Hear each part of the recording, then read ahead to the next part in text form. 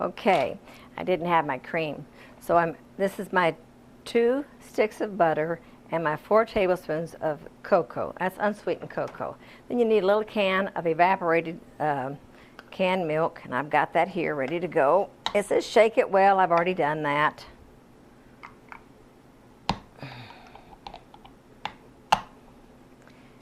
And you only need 6 tablespoons of canned milk. That's not much.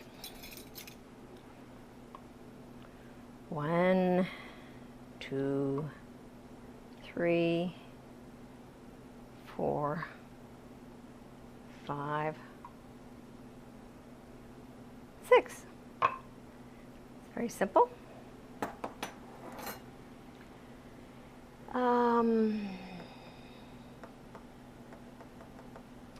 Milk, cocoa, and you melt that. Then you add your sugar. Now I'm going to melt that, but then I'm going to put it on hold a little bit. I don't want to put that sugar and stuff in until my cake comes out. So I'm going to pause this and start again when I'm ready to put the icing on the cake. Oh, I know what I will do. Before that, I'll show you how. I really think it's important to have the supplies you need when you're cooking.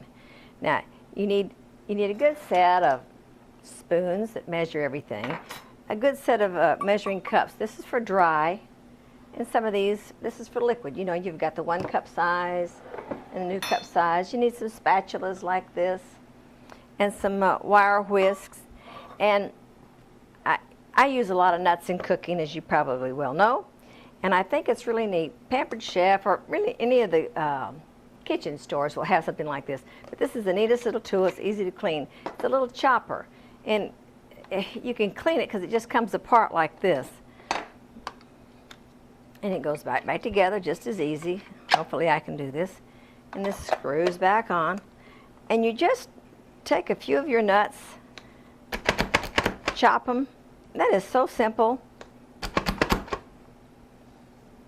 It makes life easy. And be sure and clean your nuts. They always say they're clean, but look through them. Look at all. I found all these shells and that meat that's in between the shells sometime. Take all that out and get rid of it, because you don't want to bite into your cake and have it tasting like that. So we need 1 cup of nuts to go in our icing. That's probably a little more than a cup here, but I know it's just about right. I did that good. Now, there's our nuts ready to go in the icing, because you don't put the vanilla and the nuts go in last, because the vanilla will evaporate and then you'll lose its flavor if you put it in the milk while it's cooking. Stir this up a little bit. It's looking pretty good. Butter's melting.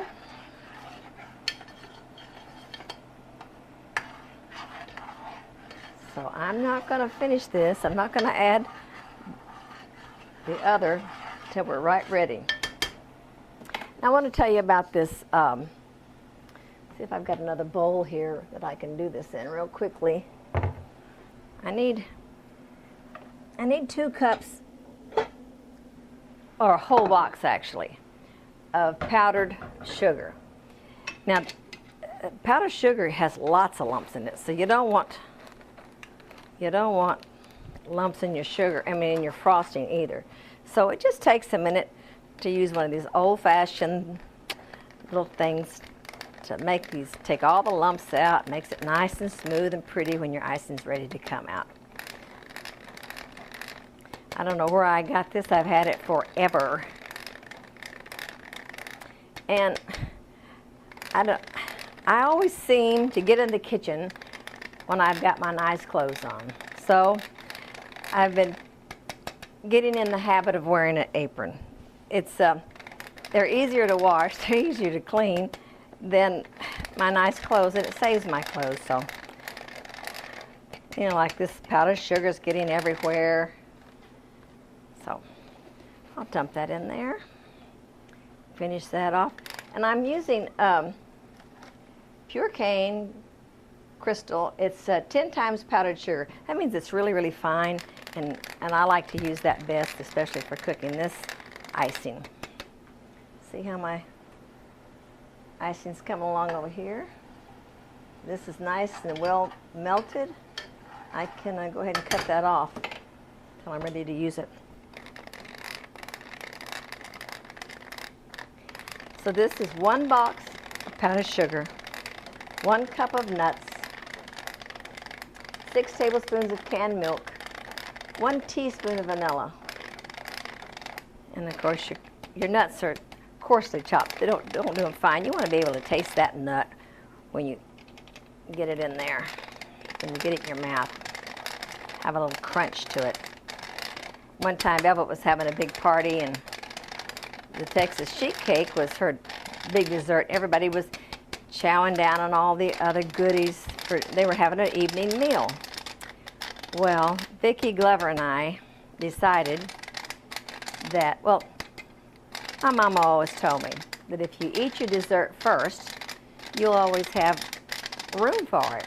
So I didn't want to fill up on all that hamburgers and french fries and not have room for my cake. So Vicki and I snuck over. Now see all the lumps that are down in there? You don't want those in there. So Vicki and I snuck over and we got into Velvet's chocolate sheet cake. And buddy, she caught us and we'd had about 6 pieces apiece before she got to us. But if it's made for us to eat, what's it matter if you eat it first or last, right? I think. And you can see this simply has melted. And when you're doing it, you'll want to wait about 10 minutes after you've got your cake in the oven, and then start this. That way you can do it all at one time without breaking it up. But for the sake of this little video, I'm going to stop this now and restart it when I put the frosting on, if I can figure this out.